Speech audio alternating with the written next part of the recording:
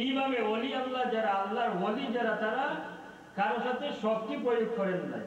তাদের কেরামতি অলৌকিক ক্ষমতা দেখে আজ পর্যন্ত কেউ দেখাইতে পারবে না। ইতিহাসের মধ্যে আসে যে আল্লাহর ওলি যারা, তারা কোনো রাজা বাদশার সাথে যুদ্ধ করেছেন, এরকম ইতিহাসে কোনো ঘটনা নাই। শাহজালাল মুজাদ্দিদ মনি রহমতুল্লাহ আলাইহি সিলেটে এসেছিলেন, গোবিন্দের সাথে যুদ্ধ করেন নাই। এইভাবে আল্লাহর ওলি যারা আছেন, খাজা মঈনুদ্দিন চিশতি রহমতুল্লাহ এর মাধ্যমে ভারতবর্ষে ইসলাম প্রচারিত হয়েছে। উনি কোনো শক্তি প্রয়োগ করেন নাই, কারোর সাথে কোনো যুদ্ধ করেন নাই। তাছাড়াও যুদ্ধ ছাড়াও সেখানে ইসলাম প্রতিষ্ঠিত হয়েছে। আজকে তাদের ওসিলায়, তাদের বদৌলতে আজকে আমরা মুসলমান হয়েছি। যদি আল্লাহর ওলিদের আগমন সেখানে শুভাগমন না করতো, তাহলে হয়তো আমরা, আমাদের পূর্বপুরুষ যারা ছিল তারা হয়তো হিন্দু থাকতো, অন্য কোনো ধর্মাবলম্বী থাকতো। এই জন্য তাদের শুকরিয়া আমাদের আদায় করার দরকার না, দরকার না, তাদের শুকরিয়া আদায় করার দরকার। আল্লাহর ওলি যারা, তাদের শুকরিয়া আমাদেরকে আদায় করতে হবে এবং আল্লাহর ওলিদের আলোচনা করতে হবে। আল্লাহর ওলিদের আলোচনা করলে, জীবনে আলোচনা করলে, জীবনী পড়লে মহব্বত, ওলিদের প্রতি মহব্বত হয়। আর আল্লাহর ওলির প্রতি যদি আমার মহব্বত হয়ে যায়, তাহলে আল্লাহর প্রতি, আল্লাহর রসুলের প্রতি আমার মহব্বত হয়ে যাবে। এই জন্য আমাদেরকে আল্লাহর ওলিদের দরবারে যেতে হবে, যাওয়া লাগবে না। আল্লাহর ওলিদের শরণাপন্ন হতে হবে।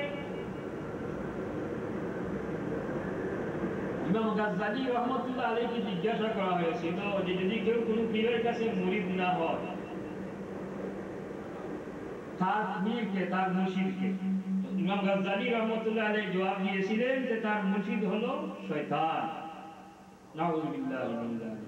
আসলে একজন মানুষ যদি কোনো ওলির শরণাপন্ন না হয়, ওলির দ্বারস্থ না হয়, তাহলে সে সরল পথ পাওয়া সম্ভব নয়। যে কোনো সময় তাকে শয়তান হামলা করতে পারে, পারে কি না? শয়তান হামলা করতে পারে।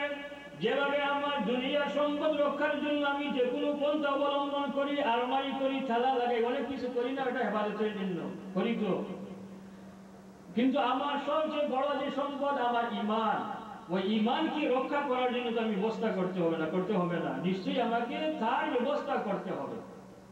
যারা আল্লাহর ওলিদের শরণাপন্ন হয়েছে, যারা আল্লাহর ওলিদের কাছে মুরিদ হয়েছে, তারাই বুঝতে পারে এর মধ্যে কতটুকু ফায়দা।